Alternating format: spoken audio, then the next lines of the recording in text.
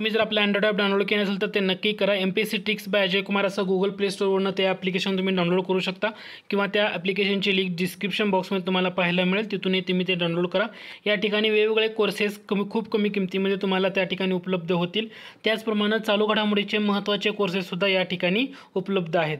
तर हे ॲप्लिकेशन नक्की डाउनलोड करा आणि जास्तीत जास्त तुमच्या मित्रांना शेअर करा. बंगाली बुद्धिवंतांमध्ये तरुण बंगाल चळवळ अग्रेसर होती. तर या चळवळीचं नेतृत्व हा युवक करत होता. त्या युवकाचं नाव काय? अलेक्झांडर डब, डेव्हिड हेयर, ताराचंद चक्रवर्ती का हेनरी विवियन डेराझिओ? तर हे लक्षात घ्या, 1820च्या दशकात आणि 1830च्या दशकामध्ये असं जेव्हा म्हटलं जातं तरुण बंगाल चळवळ, तर तुमचं उत्तर असणार आहे पर्याय क्रमांक 4 हेनरी विवियन डेराझिओ. हेनरी विवियन डेराझिओ ही व्यक्ती, यांचा जन्म बघा, यांचा जन्म आहे 1809ला. ठीक आहे. आणि तुम्हाला जर विचारलं यांचा मृत्यू कधी, तर 1831. म्हणजे हे आयुष्य किती वर्ष जगले? फक्त 22 वर्ष ते आपले आयुष्य जगले होते. दुसरा महत्त्वाचा मुद्दा, यांचा मृत्यू कशामुळे झाला? तर यांचा मृत्यू झाला होता कॉलरामुळे यांचा मृत्यू झाला. तर हेनरी विवियन डेराझिओ यांचा संदर्भ आणि यामध्ये डेव्हिड हेयर एक पॉईंट दिलाय, यांचा संदर्भ काय येतो? तर हेनरी विवियन डेराझिओ यांनी काय केलेलं होतं, तर शिक्षक होते ते आणि हिंदू कॉलेज जे म्हणजे कलकत्त्याला हिंदू कॉलेज सुरू झालं होतं. कलकत्त्याला सुरू असलेल्या हिंदू कॉलेजमध्ये ते 1826 ते त्यांच्या मृत्यूपर्यंत म्हणजे 1831 पर्यंत कलकत्त्याच्या हिंदू कॉलेजमध्ये काय होते, ते अध्यापक म्हणून नोकरी करत होते. 1826 ते 1831 म्हणजे वयाच्या 17व्या वर्षीपासून ते शिक्षकाची नोकरी करत होते, हे लक्षात घ्या. तर हिंदू कॉलेज मग पॉईंट येतो. हिंदू कॉलेज कुणी सुरू केलं, तर डेव्हिड हेयर यांनी हिंदू कॉलेज सुरू केलं होतं.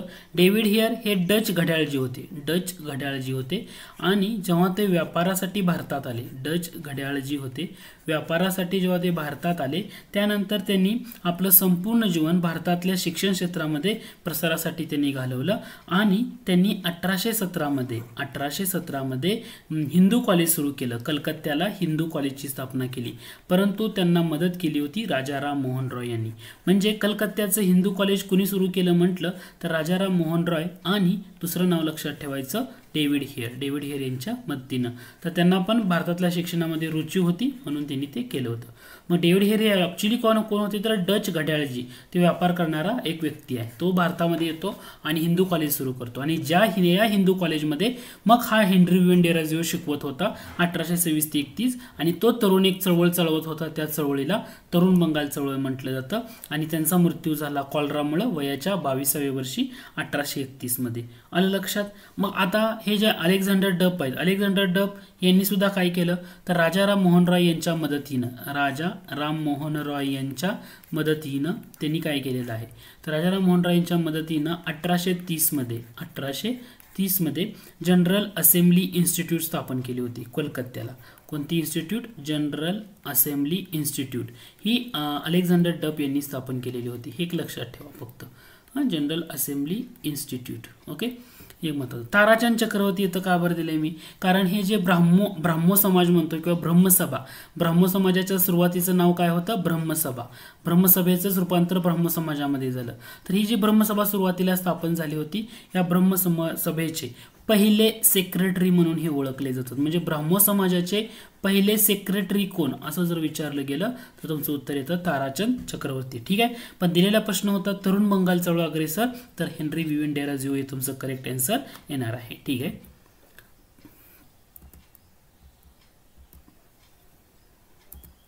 पुढचा प्रश्न आहे, आधुनिक भारताचा पहिला राष्ट्रीय कवी कोण? आधुनिक भारताचा पहिला राष्ट्रीय कवी कोण? तर तुमचा आन्सर असणार आहे एच.व्ही. डेराझिओ. ठीक आहे, जे आत्ताच बघितलं आपण, हेनरी डेराझिओ. ओके, तरुण बंगाल चळवळ चालवण्यामध्ये अग्रेसर असणारी व्यक्ती. पुढचा प्रश्न आहे, हा दिवस मुस्लिम लीगने पाकिस्तान निर्मितीसाठी प्रत्यक्ष कृती दिन म्हणून पाळला. मुस्लिम लीगनं प्रत्यक्ष कृती दिन म्हटलं तर 16 ऑगस्ट 1946 हा लक्षात घ्या. किंवा बंगालमध्ये कोणता दिवस शोक दिवस म्हणून पाळण्यात आला, म्हणजे बंगालची फाळणी झाली त्यानंतर कोणता दिवस शोक दिवस म्हणून पाळण्यात आला. जेव्हा असं विचारलं जातं तेव्हा तो तारीख येते, ते येते ऑक्टोबर. म्हणजे किती, 16 ऑक्टोबर येते का? 16 ऑक्टोबर 1905ला ओके, शोक दिवस म्हणून पाळण्यात आला बंगालमध्ये. बंगालची फाळणीची अंमलबजावणी झाली म्हणून. 16 ऑगस्ट 1946 मुस्लिम लीगनं प्रत्यक्ष कृती दिन म्हणून पाळला. किंवा असं जर म्हटलं, रॅमसे मॅकडोनाल्ड ब्रिटिश पंतप्रधान. ठीक, जातीय निवाडा केव्हा घोषित झाला? जातीय निवाडा केव्हा घोषित झाला? हे जे पॉईंट आहेत ना, याच्यावर परीक्षेला विचारलं जातं. जातीय निवाडा असं म्हटल्यानंतर तुमचं उत्तर असणार आहे 16 ऑगस्ट 1932. जातीय निवाडा म्हटलं 16 ऑगस्ट 1932. शोक दिवस म्हटलं 16 ऑक्टोबर 1905. प्रत्यक्ष कृती दिन म्हटलं 16 ऑगस्ट 1946. त्यानंतर मी जर असं विचारलं, स्वातंत्र्यपूर्व काळात भारतामध्ये खालीलपैकी कोणता दिवस स्वातंत्र्य दिन म्हणून साजरा केला? स्वातंत्र्यपूर्व काळ कोणता दिवस स्वातंत्र्य दिन म्हणून भारतामध्ये साजरा केला? स्वातंत्र्यपूर्व काळात म्हणजे अगोदर स्वातंत्र्य दिन, तर तो होता 26 जानेवारी 1930. 26 जानेवारी 1930. रिझन काय येतं? कारण डिसेंबर 1929 काँग्रेसचं अधिवेशन कुठं झालं? काँग्रेसचं अधिवेशन झालं होतं लाहोरला, बरोबर. या अधिवेशनाचे अध्यक्ष कोण असं जर विचारलं तर उत्तर येतं पंडित नेहरू. डिसेंबर 1931 काँग्रेसच्या अधिवेशनाचे अध्यक्ष कोण? पंडित नेहरू. आणि या अधिवेशनामध्ये काँग्रेसनं पूर्ण स्वराज्याचा ठराव पारित केला. कोणता ठराव पारित केला होता? पूर्ण स्वराज्य ठराव पारित केला होता. आणि या ठरावामध्ये शेवटी काय मंजूर करण्यात आलं तर 26 जानेवारी 1930 हा काय केला जाणार आहे तर भारताचा स्वातंत्र्य दिन म्हणून साजरा केला जाणार आहे. म्हणजे पूर्ण स्वराज्याची मागणी केली होती आणि जर ब्रिटिशांनी ती मान्य नाही केली तर 30 दिवसानंतर आपण स्वातंत्र्य दिन साजरा करूया 26 जानेवारी 1930. त्यामुळे हा एक पॉईंट, याच्यावरही परीक्षेला प्रश्न विचारलाय. म्हणजे या लेक्चरमधून, या पॉईंटमधून तुम्हाला 2-3 मुद्दे लक्षात घ्या. प्रत्यक्ष कृती दिन 16 ऑगस्ट 1946, शोक दिवस 16 ऑक्टोबर 1905, जातीय निवाडा 16 ऑगस्ट 1932 आणि स्वातंत्र्यपूर्व काळात स्वातंत्र्य दिन भारताने केव्हा साजरा केला तर तो 26 जानेवारी 1930. हे एवढे मुद्दे आहेत ना की ज्याच्यावर तुम्हाला थोडंसं ट्रेस करणं जास्त इम्पॉर्टंट आहे. ओके, आय होप हे तुमचं क्लिअर झालं असेल. तसाच पुढचा प्रश्न आहे, कोणता स्वातंत्र्य दिन म्हटलं तर विचारलाय राज्यसेवा मुख्य 2013ला, तर तो 26 जानेवारी 1930 हे उत्तर येतं. त्यानंतर हा जो प्रश्न आहे की खालीलपैकी कोण कॅबिनेट मिशनचे सदस्य नव्हते, खूप वेळा विचारले. म्हणजे स्टे पूर्व 2016, कृषी सेवा पूर्व 2017. तर लक्षात घ्या, कॅबिनेट मिशन म्हटलं की माउंटबॅटन येत नाही, त्याच्यामध्ये लॉरेन्स येतात, अलेक्झांडर येतात आणि क्रिप्स येतात, पण येत कोण नाहीये तर माउंटबॅटन हे येत नाहीत. त्यानंतर पुढचा जो प्रश्न आयोगानं 2 पद्धतीनं कसा विचारलाय तो समजून घ्या. प्रश्न आहे, डिसेंबर 1930च्या अलाहाबाद येथील मुस्लिम लीगच्या अधिवेशनात कोणाच्या अध्यक्ष भाषणाने पाकिस्तानचा पाया घातला गेला असं मानलं जातं. ठीक आहे, जेव्हा तुम्हाला असं विचारलं जातं, मुस्लिम लीग अशी संघटना आहे ऑक्टोबर, ओके, यांचं स्थापना आहे 1906 मध्ये. ठीक आहे, 1906 मध्ये मुस्लिम लीग अशी संघटना आहे की ज्या संघटनेमध्ये त्या लीगचे जे अध्यक्ष असतात तर ते प्रत्येक वेळी अधिवेशनाचे अध्यक्ष असतील असं नाहीये. म्हणजे मुस्लिम लीगचं ही संघटना, या संघटनेचे अध्यक्ष समजा असं गृहीत धरा की बॅरिस्टर जिना आहेत, बॅरिस्टर जिना. पण जेव्हा त्यांचं वार्षिक अधिवेशन भरत होतं डिसेंबरमध्ये, तेव्हा तेच अध्यक्ष हिता अध्यक्ष म्हणून काम करतील असं नाही. एक तर ते त्या जिनांनाच बसू शकत होते किंवा दुसरा इतर व्यक्तीला ते अध्यक्ष म्हणून अधिवेशनाचे ठेवू शकत होते. म्हणजे संघटनेचा जो अध्यक्ष आहे तोच अधिवेशनाचा अध्यक्ष असेल असं नाही. एखाद्या वेळेस असू पण शकतो, कधी पण नसू पण शकतो. त्याच्यामुळे जसं काँग्रेससारखं नाही आहे याच्यामध्ये. आता प्रश्न असा विचारला, डिसेंबर 1930ला जे मुस्लिम लीगचं अलाहाबाद येथं अधिवेशन झालं आणि या अधिवेशनामध्ये कोणाच्या अध्यक्ष भाषणाने पाकिस्तानचा पाया घातला गेला तर तिथं तुमचं उत्तर असणार आहे इक्बाल. कोणाचं उत्तर असणार आहे? इक्बाल. कवी इक्बाल यांच्या अध्यक्ष भाषणाने पाकिस्तानचा पाया घातला गेला. हे ASO पूर्व 2013ला विचारलं. आता बाकी इतर ऑप्शनमध्ये जर बघितलं, रहमत अली दिले. रहमत अली चौधरी किंवा रहमत अली म्हटलं तर यांनी ॲक्च्युली कवी इक्बाल यांनी काय केलं होतं तर मुस्लिम राष्ट्राची कल्पना सांगितली या इथून. पण रहमत अली चौधरी यांनी जो पाकिस्तान वर्ड म्हणतो हा वर्ड रहमत अली चौधरी यांनी दिला. पाकिस्तान हा वर्ड, म्हणजे पाकिस्तान हा वर्ड कवी इक्बाल यांनी दिला का? नाही, तो रहमत अली चौधरी यांनी दिला. आणि तो कुठून दिला होता तर नाउ और नेवर हा त्यांचं जे पुस्तक आहे, नाउ और नेवर या त्यांच्या पुस्तकामधून रहमत अली चौधरी यांनी पाकिस्तान हा वर्ड दिला. Okay, are you getting my point? ठीक आहे. त्यानंतर आगा खान यांचं काय येतं तर मुस्लिम लीगचे पहिले अध्यक्ष. बरं, त्यांना मुस्लिम लीगचं पहिलं अध्यक्ष असं का म्हटलं जातं? मुस्लिम लीगचं त्यांना पहिला अध्यक्ष का? किंवा मुस्लिम लीग, आता आपण जे म्हणतो की ऑल इंडिया मुस्लिम लीग, मुस्लिम लीगचं नाव काय आहे? All India Muslim league. हे नाव कोणी दिलं तर हे आगा खान यांनी दिलं. All India Muslim league. एक संघटना असेल सगळं म्हटले ठीक आहे, पण ह्याला नाव कोणी दिलं ऑल इंडिया मुस्लिम लीग, तर हे आगा खान यांनी दिलं. आणि आगा खान काय आहेत तर ह्या मुस्लिम लीगचे पहिले अध्यक्ष आहेत, हे लक्षात घ्या. म्हणजे तुम्हाला ह्याचा सगळा फ्लो लक्षात येणं किंवा महत्त्वाचा मुद्दा माहीत असणं गरजेचं आहे. ठीक आहे, ओके. मग मुस्लिम लीग ह्याच्यामुळेच मग त्यांना 1909चा जो कायदा येतो, या मोर्लेमेंटो कायदा, याच्यामधून मुस्लिमांना स्वतंत्र मतदारसंघ देण्यात आले होते 1909च्या कायद्यामुळे. ठीक आहे, हे समजतं. ठीक, ओके. मग आता असाच प्रश्न आयोगानं लगेच राज्यसेवा मुख्याला कसा विचारलाय तो पाहून घ्या. प्रश्न विचारलाय 1930च्या मुस्लिम लीगचं कुठलं अधिवेशन आहे की ज्या अधिवेशनामध्ये कवी मोहम्मद इक्बाल मुस्लिम राष्ट्राची कल्पना मांडली. समजलं, तर ते अलाहाबाद. जस्ट आपण आताच्याच प्रश्नामध्ये बघितलं होतं अलाहाबाद. तर आयोगानं ना एकाच पॉईंटवरनं दोन मुद्दे असे विचारलेले आहेत. म्हणजे तुम्हाला ह्याचा थोडासा फ्लो समजून घ्या. ठीक आहे, सिंपल आहे, फक्त समजून घेण्याची गरज आहे यामधून. पुढचा प्रश्न बघितला, हंटर आयोगाचे प्रमुख डॉक्टर विल्यम हंटर यांच्या मते डॅश डॅश त्या तोडीची एकही शाळा हिंदुस्थानात नव्हती. म्हणजे कोणत्या तोडीची हंटर आयोगानं म्हटलं तर कोणती शाळा? शारदा सदन बघितलं. आता हंटर आयोग कधीचा आहे? 1882. ठीक आहे, शारदा सदनची स्थापना आहे 11 मार्च 1889. 11 मार्च 1889 हे शारदा सदन पंडित रमाबाईंनी सुरू केलं. हंटर आयोग आहे 1882चं. म्हणजे हे उत्तर येणार का? डेफिनेटली नाही. हुजूरपागा येथे मुलींची पहिली शाळा कोणी सुरू केली असं जर विचारलं तर तुमचं उत्तर येणार आहे रमाबाई रानडे.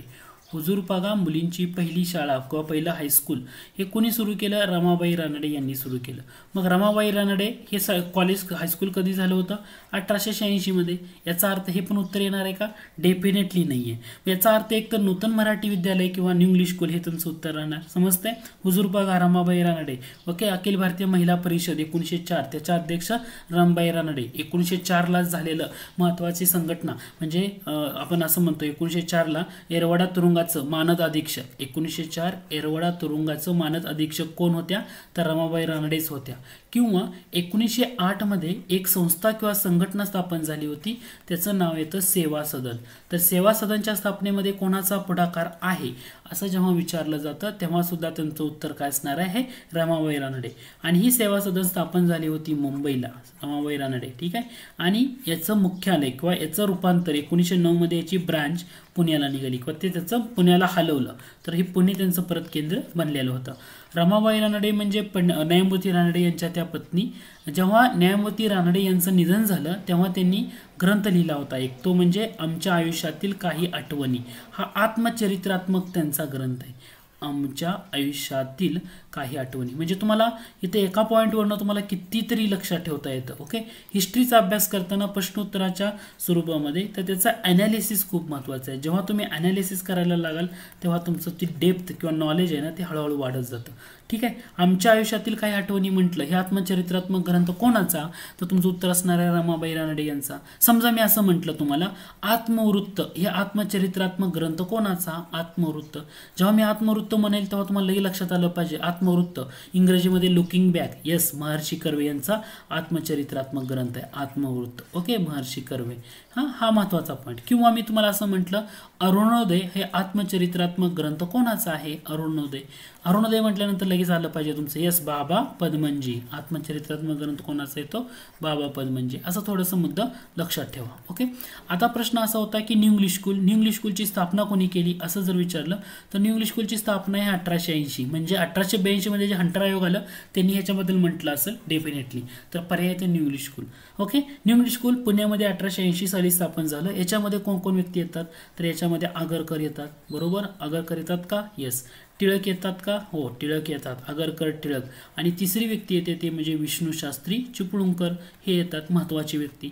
आता या त्रिकुटानं म्हणजे आगरकर, टिळक, विष्णू शास्त्री, चिपळूणकर यांनी पुन्हा 1884 पुण्यामध्ये डेक्कन एज्युकेशन सोसायटीची स्थापना केली. बरोबर, डेक्कन एज्युकेशन सोसायटी. आणि या सोसायटी मार्फतच मग 1885 काय सुरू झालं? Fergusson college. Okay, Deccan education society.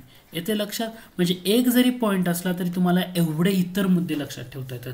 आता फॉर एक्झाम्पल शारदा सदन म्हटलं मी. शारदा सदन का म्हटलं? 11 मार्च 1889 स्थापना आहे. मग प्रश्न असा उरला पाहिजे, हे शारदा सदन स्थापन करताना पंडित रमाबाईला पैसा आला कुठून? तर पंडित रमाबाईंनी शारदा सदनची स्थापना एका रमाबाई असोसिएशन ही त्यांची जी संघटना होती, म्हणजे 1886ला ह्याचा मुद्दा पण लक्षात घ्या. 1886ला जेव्हा आनंदीबाई जोशी यांचा जेव्हा पदवीदान समारंभ होता, या पदवीदान समारंभाला जेव्हा पंडित रमाबाई हजर राहण्यासाठी अमेरिकेत गेल्या, त्या ठिकाणी गेल्यानंतर त्या तिथं स्थायिक झाल्या थोड्या दिवसासाठी. आणि 1887 मध्ये अमेरिकेतलं एक शहर येतं, ते शहराचं नाव आहे बोस्टन शहर. काय नाव आहे? बोस्टन शहर. आणि या बोस्टन शहरामध्ये त्यांनी रमाबाई असोसिएशन नावाची संघटना स्थापन केली. कोणती? रमाबाई असोसिएशन नावाची संघटना स्थापन केली. आणि या संघटनेमार्फत जो पैसा गोळा झाला, त्या पैशाचा वापर त्यांनी काय केला? भारतामध्ये शारदा सदन स्थापन करण्यामध्ये केला. ठीक आहे. आणि या शारदा सदनमध्ये एक इंग्लिश बाई सुरुवातीला शिकवत होती, त्यांचं नाव येतं मिस डेमन. काय नाव येतं? Miss Damon. कारण परीक्षेला दोन गोष्टीमध्ये कन्फ्युजन होतं. एक म्हणजे मिस फरार किंवा मिस डेमन. आणखी एक व्यक्ती येते मिस फरार म्हणून, कारण ते तुम्हाला तिथं थोडंसं लक्षात ठेवावं लागतं. मिस फरार यांचे योगदान काय आहे? तर महात्मा फुलेंच्या बाबतीमध्ये आपण बघतो की महिला शिक्षणासाठी किंवा स्त्री शिक्षणासाठी किंवा विद्यार्थी शिक्षणासाठी गोष्टी येते, त्याच्यामध्ये उपयोगी ठरतं. तसं तुम्हाला आणखी एक पॉईंट इथे लक्षात ठेवावा लागतो, तो म्हणजे मिस डेमन नाही, मिस फरार लक्षात घ्या. कोणता पॉईंट लक्षात घ्या? मिस फरार. ओके, मिस फरार हा जर पॉईंट तुम्ही बघितला, ओके, मिस फरार वेट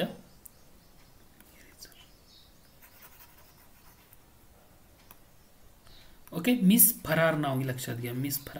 मिस फरार ही जी अहमदनगरची बाई होती, या बाईंकडून मग महात्मा फुलेंनी ॲक्च्युली ते शिकलं की महिलांचं किंवा मुलींच्या शिक्षणासाठी ज्या शाळांचा प्रसार त्यांनी केला, तर प्रेरणा कोणाकडून घेतली होती? तर ही मिस फरार यांच्या बाईकडून. यांनी योगदान दिलं होतं अहमदनगरमध्ये ज्या शिक्षण क्षेत्रामध्ये. ठीक आहे, तर यांच्याकडं असं तुम्हाला बरेचसे मुद्दे लक्षात ठेवता येतील. ओके, पुढचा प्रश्न आहे, आर्य बांधव समाज खालीलपैकी कोणत्या ठिकाणी होता? आर्य बांधव समाज म्हटलं की 2 जिल्हे, वर्धा आणि नागपूर. आर्य बांधव समाज म्हटलं की वर्धा आणि नागपूर अशा 2 ठिकाणी होता. त्यामुळे तुमचं उत्तर असणार आहे वर्धा आणि नागपूर. त्यामुळे नागपूर हे तुमचं करेक्ट असणार आहे. ओके, श्रीधर बुवा अभ्यंकर असं आपण लक्षात ठेवू शकतो. श्रीधर परांजपे, बुवा उपाध्ये, म्हणजे ही नावं कसं? श्रीधर परांजपे, बुवा उपाध्ये ही जी लोक येतात तर ते आर्य बांधव समाजाच्या संदर्भात येतात. तर हा प्रश्न होता गुप्त संघटनाच्या संदर्भामध्ये. तसं यवतमाळचं म्हटलं तर टोंगे, ओके, काने, सिद्धनाथ काने, टोंगे हे व्यक्ती येतात गुप्त संघटनामध्ये. किंवा तुम्ही जर असं बघितलं, अमरावतीला दादासाहेब खापर्डे यांच्या अध्यक्षतेखाली गुप्त संघटना स्थापन झाली होती. ठीक आहे, तर आर्य बांधव समाज म्हणजे वर्धा आणि नागपूर. गुप्त संघटनांचा जो मुद्दा येतो त्यामध्ये हा प्रश्न येतो. पुढचा प्रश्न आहे, अस्पृश्यांना मानवी हक्क मिळावे यासाठी लढणाऱ्या डॅश डॅश यांनी 1903 मध्ये सन्मार्ग बोधक निराश्रित समाज, 1907 मध्ये चोखामेळा मुलींची शाळा सुरू केली. आता चोखामेळा असं जेव्हा म्हटलं तर तुमचं उत्तर असणार आहे किसन फागोजी बनसोडे. ठीक आहे, कारण चोखामेळा म्हटल्यानंतर करेक्ट आन्सर येतं. कारण सन्मार्ग बोधक निराश्रित समाज ही संस्था त्यांनी सुरू केली होती की ज्या संस्थेमधून अस्पृश्यांसाठी असणारी शैक्षणिक आणि आर्थिक प्रगती साधणं हा त्यांचा महत्त्वाचा उद्देश होता. आता किसन फागोजी बनसोडे यांच्याबद्दल अभ्यास करताना 2 मुद्दे लक्षात घ्या. त्यांनी सुरू केलेली वृत्तपत्र. पहिलं वृत्तपत्र होतं, त्याचं नाव आहे निराश्रित हिंद नागरिक. काय नाव आहे?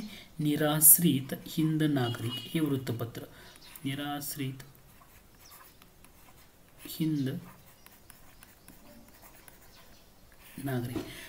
हिंद नागरिक हे किसन फागोजी बनसोडे यांनी सुरू केलेलं पत्र होतं, वृत्तपत्र. कधी सुरू केलंय? 1910 मध्ये ते सुरू केलं होतं. हा पहिला मुद्दा तुमच्या लक्षात येणं गरजेचं आहे. दुसरं पत्र त्यांनी सुरू केलं होतं मजूर पत्रिका नावाचं. हे सुद्धा वृत्तपत्र त्यांनी सुरू केलेलं आहे, मजूर पत्रिका. ते कधी केलं होतं मजूर पत्रिका असं जर विचारलं जातं तेव्हा ते 1918 हे इयर लक्षात घ्या. मजूर पत्रिका म्हटलं की 1918 हा मुद्दा लक्षात ठेवायचा. मग आता हे दोन्ही पत्र त्यांनी, हे वृत्तपत्र आहे त्यांची, कोणाची? किसन फागोजी बनसोडे यांची. म्हणजे किसन फागोजी बनसोडे यांच्याबद्दल तुम्हाला लक्षात ठेवताना काय काय लक्षात ठेवायचं आहे?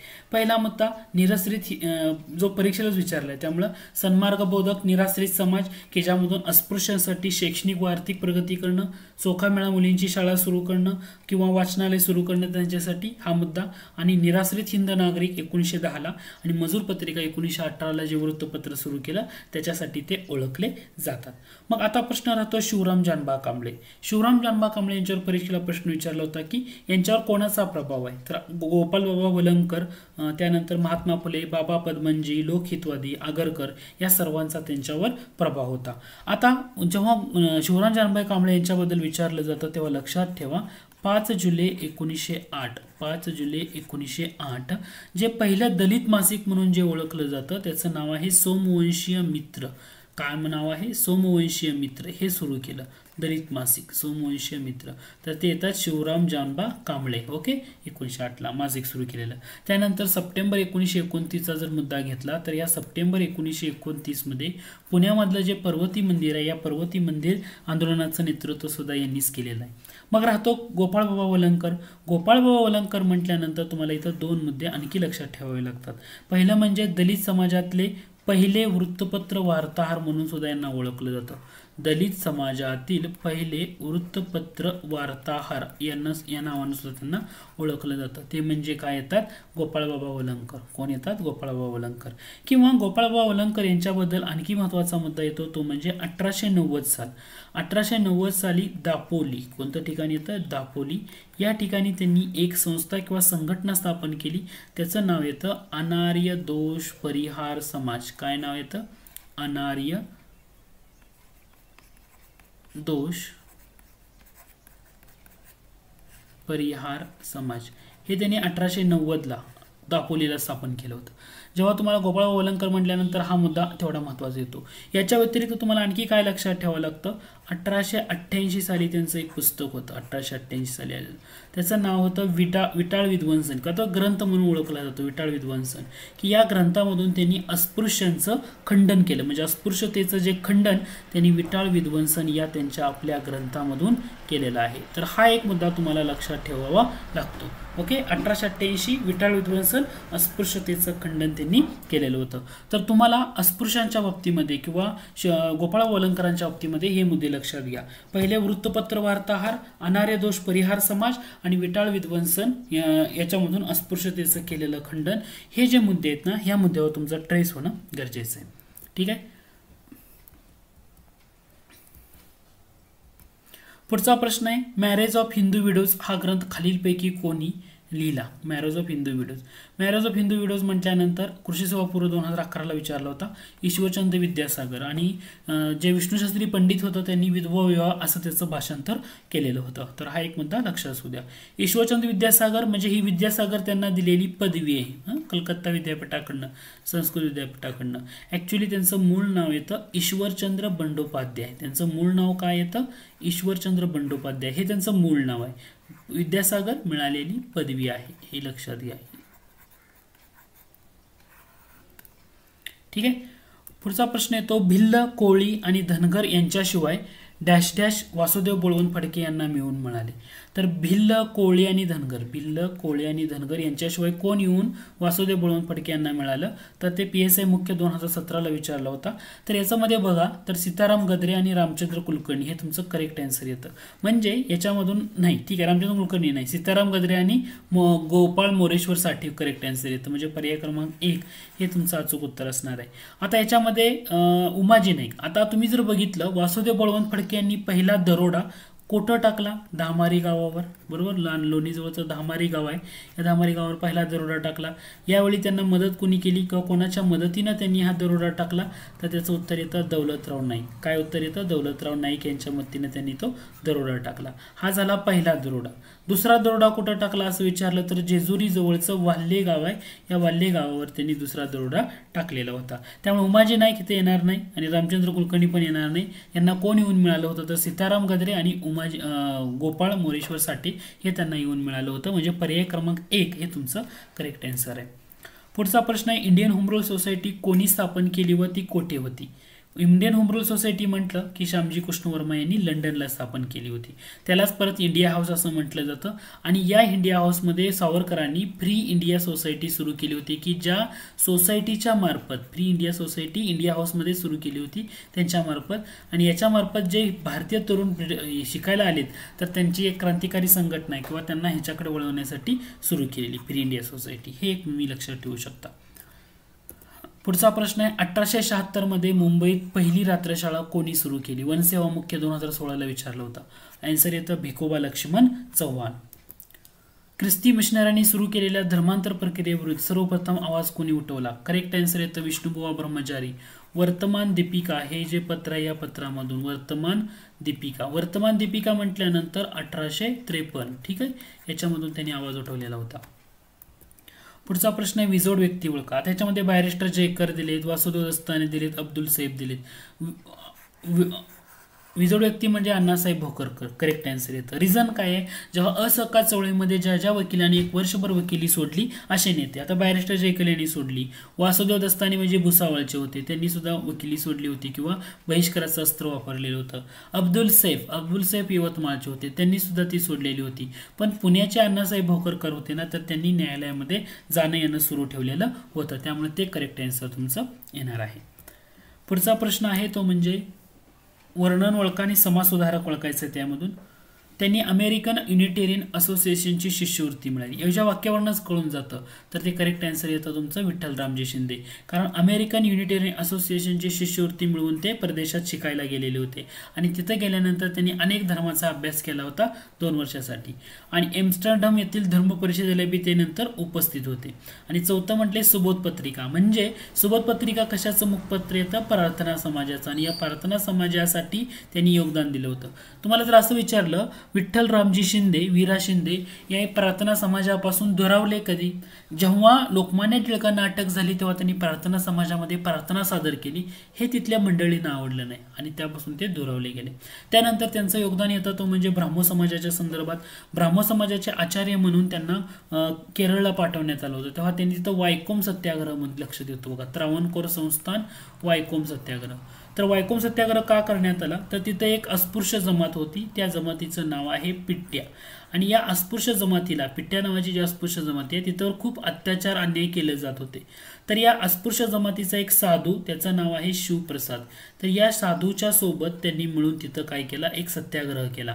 म्हणून तो वायकोम सत्याग्रह म्हणून ओळखला जातो. आणि ती गोष्ट जो ब्राह्मो समाज आहे या ब्राह्मो समाजाच्या महत्त्वाच्या लोकांना आवडली नाही. म्हणजे तुम्हाला लक्षात घ्या विठ्ठल रामजी शिंदे यांनी प्रार्थना समाजाशी पण कार्य केले आणि दुसरं म्हणजे ब्राह्मो समाजासाठी पण कार्य केलेलं आहे. प्रार्थना समाजासाठी कार्य केलेलं आहे. हे तुम्ही इथं लक्षात ठेवणं इम्पॉर्टंट आहे. पुढचा प्रश्न आहे महाराष्ट्रातील 1857च्या उठावाचं नेतृत्व कोणी केलं? भगवंतराव कोळी येतात, नानासाहेब पेशवे, रंगोबापाजी गुप्ते आणि रामजी शिरसाट कोल्हापूरमधून. 31 जुलै 1857. 31 जुलै रामजी शिरसाट म्हणलं की हे लक्षात ठेवा. कोल्हापूरमध्ये उठाव झाला त्यामध्ये ते पण येतात. हे सगळं उत्तर येतं. किंवा रंगोबापाजी गुप्ते यांना त्यांच्याच जातीच्या एका व्यक्तीनं विश्वासघातानं पकडून दिलं, पोलिसांच्या हवाली केलं. हे जो प्रश्न परीक्षेला विचारला जातो. कृष्णाजी सदाशिव सिंदकर हे त्यांचं नाव येतं. काय? कृष्णाजी सदाशिव सिंदकर. पुढचा प्रश्न आहे 1857ची घटना स्वातंत्र्य युद्ध नव्हते कोणी म्हटलंय? फाटक, NR फाटक. ठीक आहे, स्वातंत्र्य युद्ध नव्हतं असं कोणी म्हटलं.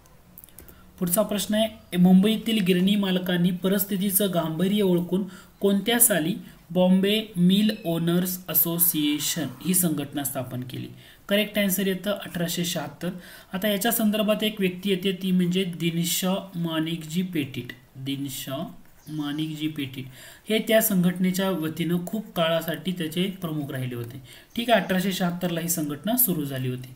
त्यानंतर आणखी एक संघटना येते ती म्हणजे बॉम्बे मिल हँड्स असोसिएशन. कोणती येते? Bombay mill hands association. ही कधी स्थापन होती? 1884. बॉम्बे मिल हँड्स असोसिएशन ही संघटना कधीची म्हटलं?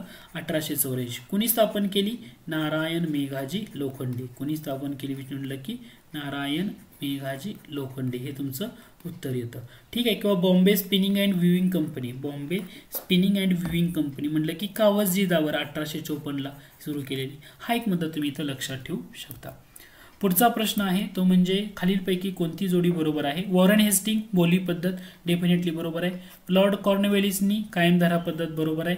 थॉमस मनरो रयतवारी पद्धत, पण रयतवारी पद्धत पहिल्यांदा मद्रास इलाक्यामध्ये सुरुवातीचा पहिला प्रयत्न कुणी केला होता.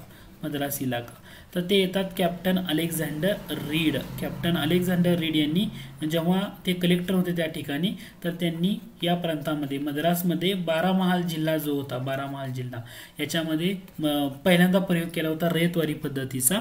पण हा प्रयोग करताना त्यांनी मदत घेतली होती थॉमस मनरोची. ओके, म्हणजे लघु प्रमाणात केला होता, पण याचं इम्प्लिमेंटेशन अचूकरित्या केलं होतं थॉमस मनरो. म्हणजे थॉमस मनरो जेव्हा मद्रास इलाक्याचे गव्हर्नर झाले तेव्हा त्यांनी त्याचा वापर केला. होल्ट मॅकेन्झी महालवारी पद्धत डेफिनेटली बरोबर आहे. यामध्ये दिलेले सर्व पर्याय बरोबर आहेत. पुढचा प्रश्न आहे ब्रह्म प्रतिनिधी सभा खालीलपैकी कोणी संघटित केली. ब्रह्म प्रतिनिधी सभा असं जेव्हा विचारलं जातं तर तुमचं करेक्ट आन्सर येणार आहे केशवचंद्र सेन. तुम्हाला असं जर विचारलं सुलभ समाचार हे वृत्तपत्र कोणी सुरू केलं. सुलभ समाचार केशवचंद्र सेन. लक्षात ठेवा, संगत सभा म्हटलं तरी तेच येतात 1870 मध्ये. संगत सभा कोणाची असं जर म्हटलं तर ते तुमचं केशवचंद्र सेनच असं येतात. किंवा केशवचंद्र सेन म्हटल्यानंतर आणखी पॉईंट मी जर विचारला तुम्हाला तर असं जर विचारलं की इंडिया रिफॉर्म्स असोसिएशन 1870 ला कोणी स्थापन केलं तरी स्वतंत्र उत्तर केशवचंद्र सेन येतं. केशवचंद्र सेन यांनी ब्रह्म समाजामध्ये प्रवेश कधी घेतला. 1857. ओके, आणि केशवचंद्र सेन यांच्यामुळं त्यानंतर ब्राह्म समाजात फूट कधी पडली. 1866. ओके, 1866 नंतर ब्रह्म समाजामध्ये फूट पडल्यानंतर कोणता गट केशवचंद्र सेन यांच्या अध्यक्षतेखाली आला. त्याचं उत्तर येतं भारतीय ब्रह्म समाज. भारतीय ब्रह्म समाज. तर तुम्हाला याच्या संदर्भातले जे इतर मुद्दे आहेत ना याच्यावर 2025 आणि याच्यावर असणारा रिव्हिजन कोर्स आपल्या ॲपवर आता लॉन्च झालेला आहे. इतिहास, अर्थशास्त्र, राज्यशास्त्र आणि चालू घडामोडी या 4 सेक्शनवर जवळपास 50 मार्काची तयारी तुम्हाला या कोर्सच्या माध्यमातून होईल. हा कोर्स पूर्णपणे रिव्हिजन ओरिएंटेड आहे. इतिहास जवळपास 350 ते 400 प्रश्न आहेत, प्रश्नोत्तरा स्वरूपामध्ये डिस्कशन केलेलं आहे. अर्थशास्त्र टॉपिक वाईज डिस्कशन केलेलं आहे प्रश्नोत्तराच्या स्वरूपात. राज्यशास्त्र टॉपिक वाईज प्रश्नोत्तराच्या स्वरूपामध्ये इथं सुद्धा डिस्कशन केले. 550च्या वर प्रश्न आहेत तिथं. आणि चालू घडामोडी मागील 1 वर्षामधल्या चालू घडामोडी प्रश्नोत्तराच्या स्वरूपामध्ये डिस्कशन केलेलं आहे. याचा उपयोग तुम्हाला रिव्हिजनसाठी होईल. या कोर्सची फी फक्त 149 रुपये आहे आणि तुम्ही जर लवकरात लवकर तिथं जॉईन झाला तर तुम्हाला 10% डिस्काउंट पण त्या ठिकाणी मिळेल.